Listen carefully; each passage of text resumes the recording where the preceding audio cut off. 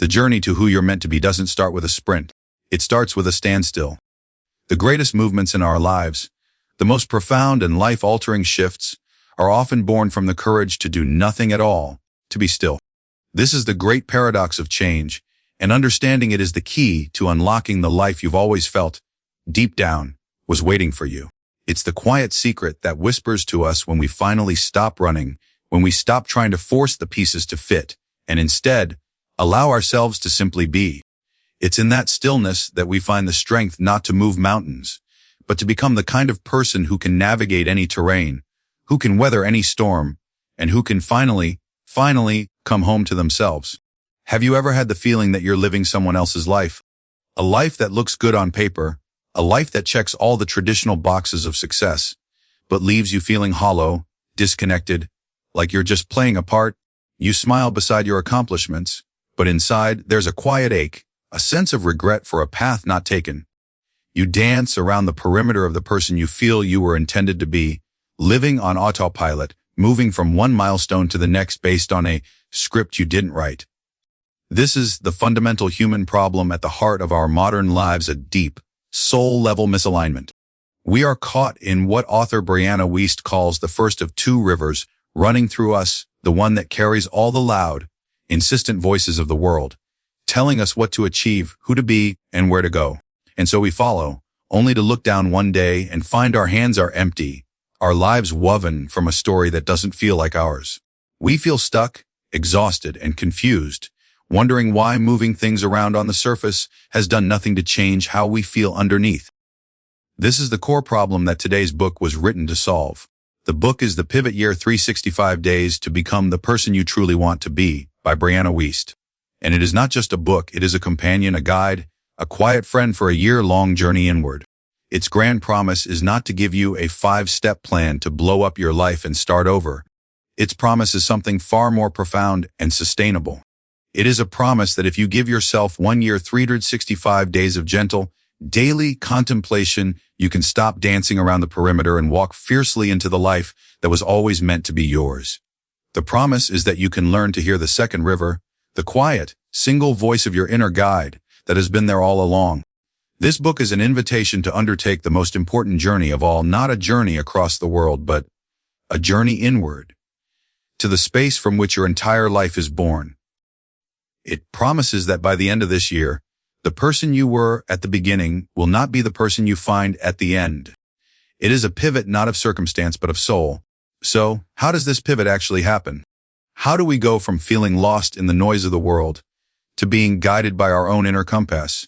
Brianna Wiest doesn't offer a magic bullet. Instead, she offers a daily practice of cultivating wisdom.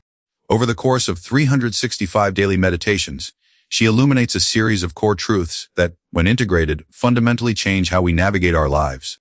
Today, we are going to dive deep into 4 of the most powerful of these truths. The first, and perhaps the most uncomfortable for our modern minds, is the profound power of embracing the unknown. Our society teaches us to plan, to strategize, to have a 5-year plan and a 10-year plan. We are taught that not knowing what's next is a sign of failure. Wiest argues the exact opposite. She writes on day 2, there is great power in not knowing. Not knowing what is next, not knowing what to decide, not knowing how you will make it to where you know you want and need to be. When you do not know what is next, you enter what she calls the realm of infinite potential. Think about it. When your life is planned down to the minute, you are living on autopilot, simply executing a pre-written code. But when you admit that you do not know, you are forced to be present. You are forced to be awake. You can begin to plan not for a distant outcome, but for the moment, for the joy, for the journey itself. This space of not knowing is what Wiest refers to as the pivot period of our lives. On day 51, she calls it the space between no longer and not yet. This is the time when we have nothing left to hold onto from our past, but also nowhere clearly to land in our future. This is the place most people panic. It's the moment we revert back to our oldest coping mechanisms, confusing what's familiar for what's right. We run back to the job we hate, the relationship that drains us, the city that stifles us, all because the certainty of that known pain feels safer than the uncertainty of the unknown. But Wiest urges us to stay in that space, to hold our hearts open, because this is where miracles can find us. When you can make peace with the unknown, When you can believe that everything will work out one way or another without needing every answer right now, you begin to release the illusions that were clouding your vision all along. Have you ever felt that anxiety? That desperate need to know how it's all going to turn out? What if that feeling isn't a signal to find an answer, but a signal to find faith? What if the universe is constantly asking you, as Wiest suggests, if you are ready to stop engaging with your old habits and enter into a parallel life you can only build in the gaps? The journey isn't about getting better at predicting the future. It's about having sincere faith that what you know needs to happen next is the key that eventually unlocks everything. This is the first pillar of the pivot: to befriend uncertainty and to trust that even if you can't see the end of the road, you are still exactly where you are meant to be. The second foundational idea in the pivot year is a radical redefinition of happiness and success. We are relentlessly sold a very specific picture of a successful life. It's a picture of conformity, of traditional emblems of success that, as Wiest notes, often leave us smiling beside your accomplishments, but feeling so pinched with guilt and regret. The book systematically dismantles this illusion and reconstructs a more soulful, more attainable, and ultimately more satisfying vision of a life well lived.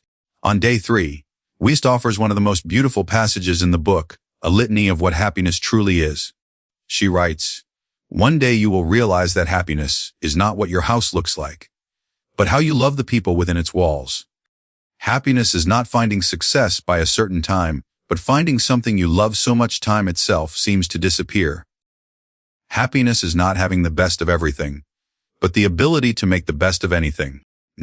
Happiness," she concludes, "is not something that comes to you when every problem is solved and all things are perfectly in place, but in the shining silver linings that remind us the light of day is always there, if you slow down enough to notice." This isn't just a platitude, it's a fundamental shift in focus. It's a pivot from the external to the internal.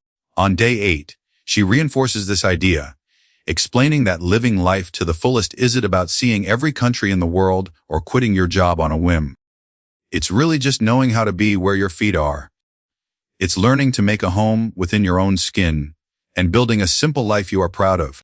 For so many of us, the relentless desire for more, for grandiosity, is, as she points out, a projection of the lack of true depth you feel within. We think we want bigger things, when what we really want is to feel the small things more deeply. Wiest gives us permission to want a different kind of life. On day 101, she says it is okay to want a quiet kind of life. A life that is biggest within the little things. A life where you move at your own pace, create in your own time. A life where you hope your legacy will be one of a constant, loving presence. This is a profound release from the pressure to perform, to accumulate, to impress.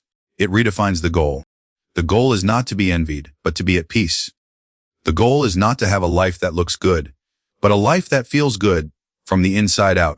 Ask yourself, what does your vision of a happy life look like? Is it a picture you've been given by the world, or is it one that genuinely resonates with your soul? The pivot year challenges you to stop chasing the world's version of happiness and start cultivating your own, moment by moment, day by day.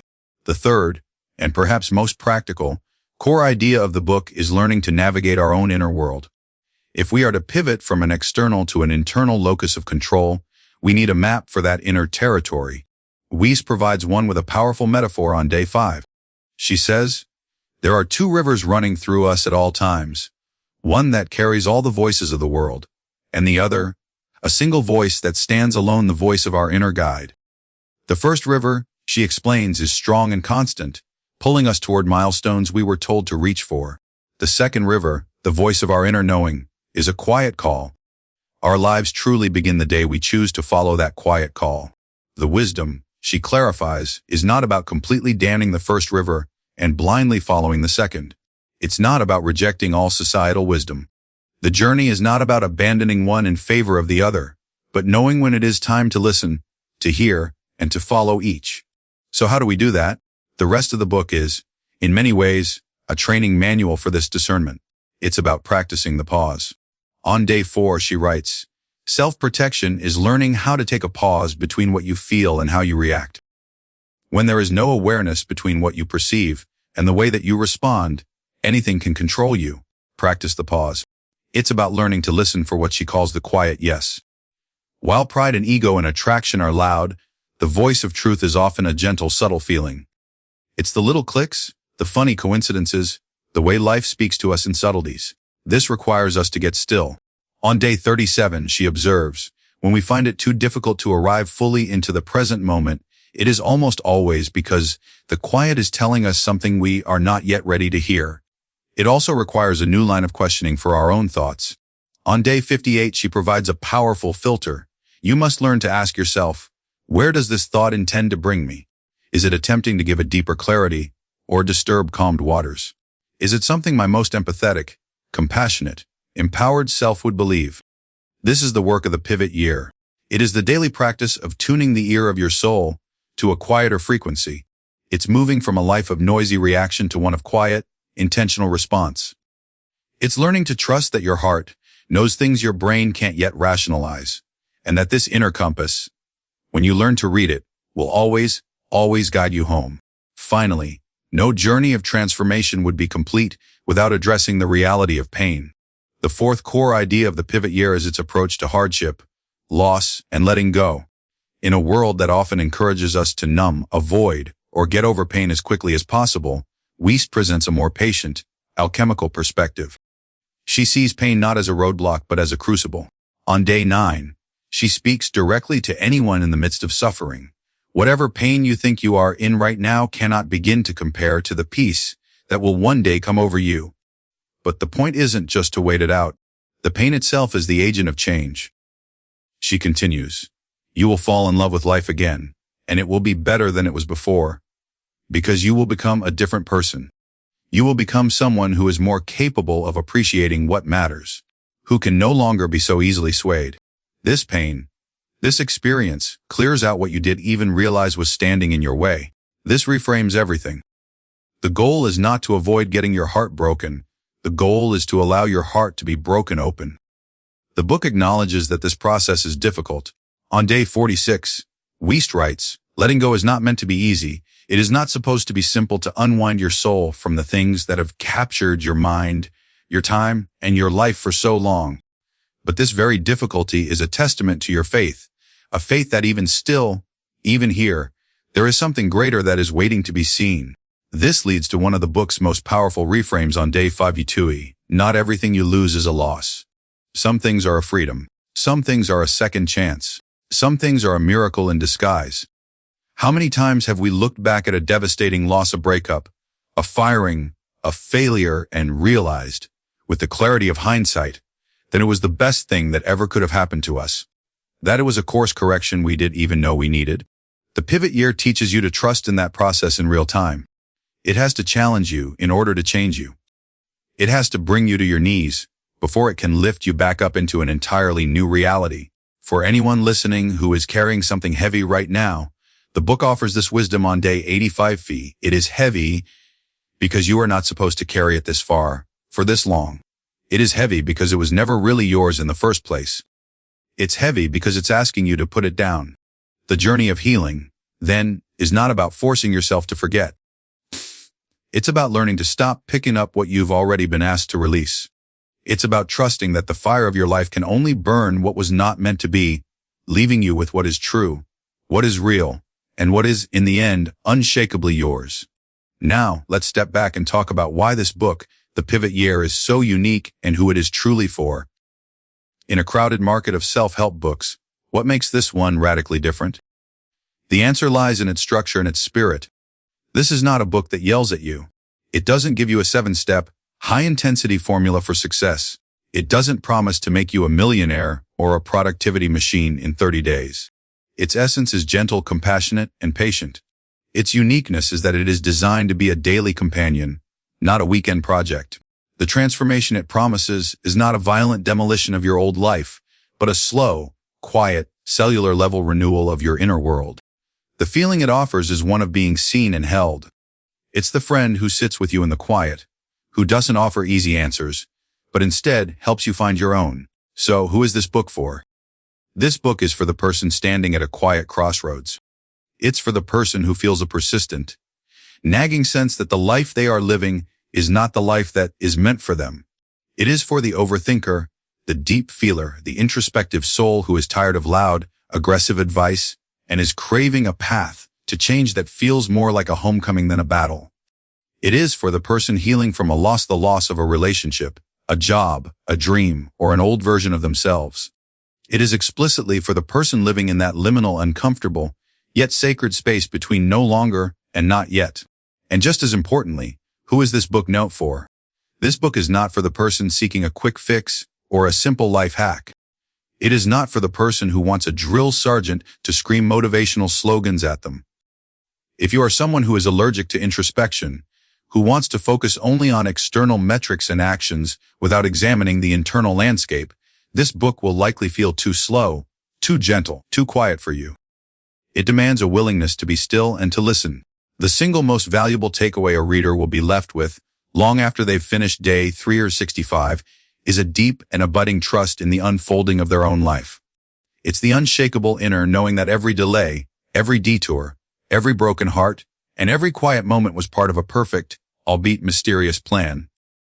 The ultimate gift of the pivot year is not a new life, but a new relationship with the life you already have, one rooted in self-trust, peace, and the courage to become who you were always meant to be. We began with a paradox that the greatest movement in our lives often begins with a profound stillness. For 365 days, this book is your guide to mastering that stillness. It is your daily invitation to stop running, to turn down the noise of the world, and to finally hear the quiet, steady voice of your own soul. It is a guide to navigating the uncomfortable, yet transformative, space between what you are leaving behind and what you have not yet become. This summary has shown you the map, but reading the book is the journey itself. To truly feel these truths shift your perspective, you have to let Brianna Wiest's words wash over you, day by day. You have to live with them, sit with them, and allow them to slowly, gently, reroute your life from the inside out. This isn't just about reading a book. This is about giving yourself a gift, the gift of a year dedicated to you. A year of unearthing your own wisdom. A year of finding your own courage. A year of finally deeply becoming yourself. If you feel that call, that quiet pull toward a life that feels more true, then don't wait. The link to purchase the Pivot Year is in the description below. Invest in this experience. Your future self, the one who is waiting for you on the other side of this journey, will thank you for it. And as always, if this summary resonated with you, please like this video and subscribe for more deep dives into life-changing books.